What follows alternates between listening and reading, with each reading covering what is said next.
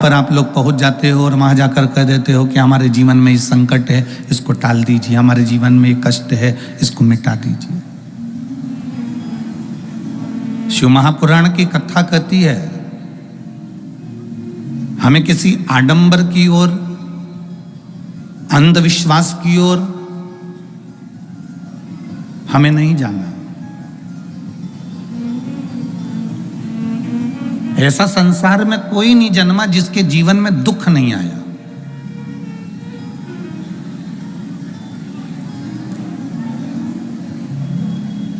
मट्टी का जो घड़ा बनकर रखा हुआ है, वो मट्टी का घड़ा अग्नि में तपता है तभी तो उसमें पानी रुकता है। अगर मट्टी के घड़े को अग्नि में नहीं तपाया जाएगा, मट्टी के घड़े को अगर अग्नि में नहीं तपाएंगे तो उसमें पानी नहीं भर सकते। वो घड़े में पानी डालोगे तो घड़ा टूट जाएगा। घड़े में अगर पानी भरना है, मट्टी के घड़े में अगर जल भरना है तो घड़े को तपना पड़ेगा। घड़ा तपेगा तब उसमें पानी भराएगा। और अगर वो घड़ा तपा नहीं है, ऐसे कैसे ही रखा हुआ है, बस मट्टी का तुमने घड़ा बना लिया, उसको अग्नि में नहीं तपाया तो उसमें पानी की बूंद पड़ेगी, पानी पड़ेगा और वो गल कर नीचे गिर जाएगा। घड़ा तपता है तब उसमें पानी ठहरता है। दुख जब जिंदगी में आता है तो ये हमको तपाता है। क्यों तपाता है? क्योंकि दुख हमको जो दिया जाता है वो हमें तपाने का काम करता है। और जब हम अच्छे से तप जाते हैं उसके बाद में जो सुख आता है तो हमारे इस मन में, बुद्धि में, चित्त में वो सुख टिक पाता है। नहीं तो अगर हम कच्चे घड़े होते तो सुख भी बिखर कर गिर जाता।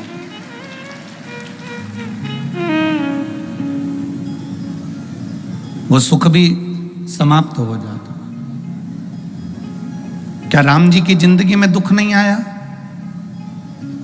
क्या भगवान कृष्ण के जीवन में दुख नहीं आया?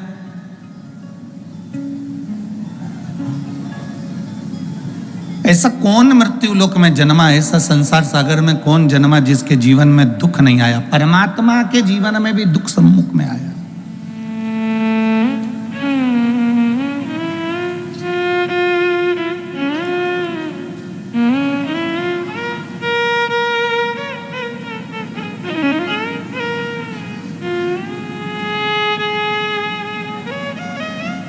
एक बात हमने बहुत पहले कथा में कही थी, आपके स्मरण में अगर होगा, जितने लोग टीवी पर कथा सुनते होंगे उनके स्मरण में होगा।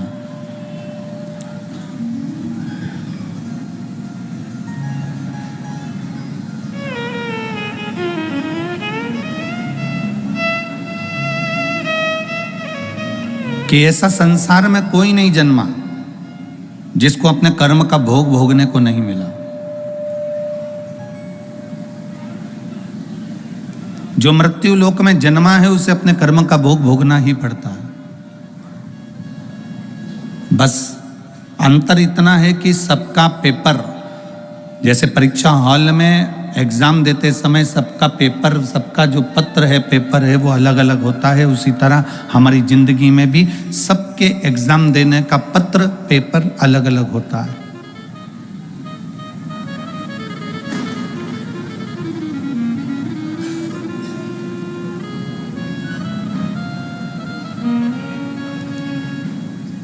आप माता पिता की सुने ना सुने, आप गुरु की सुने ना सुने, आप भगवान को प्रणाम करें ना करें, आप मंदिर जाएं ना जाएं, आप सत्संग में जाएं ना जाएं, आप किसी गुरुवाणी को स्मरण करें ना करें, पर इतना जरूर याद रखना कि अपने कर्म का भोग मनुष्य को भोगना जरूर पड़ता। उसको कोई नहीं टाल सकता।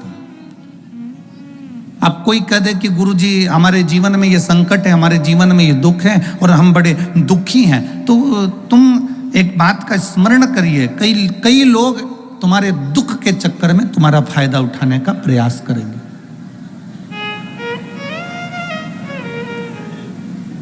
संसार के कई लोग ऐसे हैं जो तुम्हारे केवल दुख का फायदा उठाने का प्रयास करेंगे, पर ना।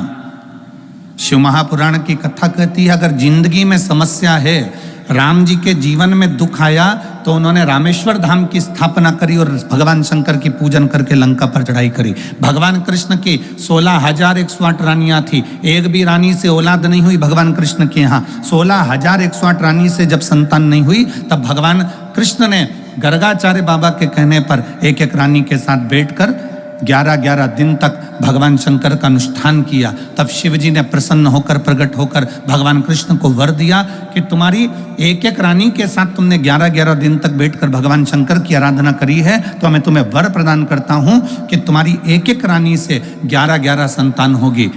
10 छोरा 1 छोरी, 10 बेटे 1 बेटी। भगवान कृष्ण की 16,108 रानियों से इतनी संतान उत्पन्न हुई। 1,77,186 संतान भगवान शंकर की कृपा से भगवान कृष्ण के घर में हो गई।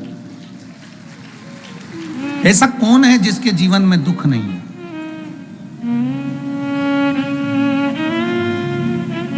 ऐसा कौन है जिसके जीवन में कभी तकलीफ नहीं आई?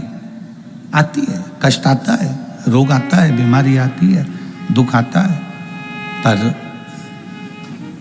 मैंने तेरे ही भरोसे बाबा, तेरे ही भरोसे हवा बिच उड़ती जावांगी बाबा, डोर हत्तो छड़ी में कटी जावांगी भोले, मैं तेरी बता शंभू, मैं तेरी बता हवा बिच उड़ती जावांगी बाबा, डोर हत्तो छड़ी में घटी जावांगी। सबके जीवन में दुख है, सबके जीवन में तकलीफ है, पर जिसने शिव को साध लिया, भगवान राम जी ने शंकर भगवान की आराधना करी, शिव जी की पूजन करी, उनको साध लिया। गला पकड़ रहा है, भगवान शिव की आराधना भगवान राम जी ने करी, शिव को साध लिया तो उनकी जिंदगी सार्थक हो गई।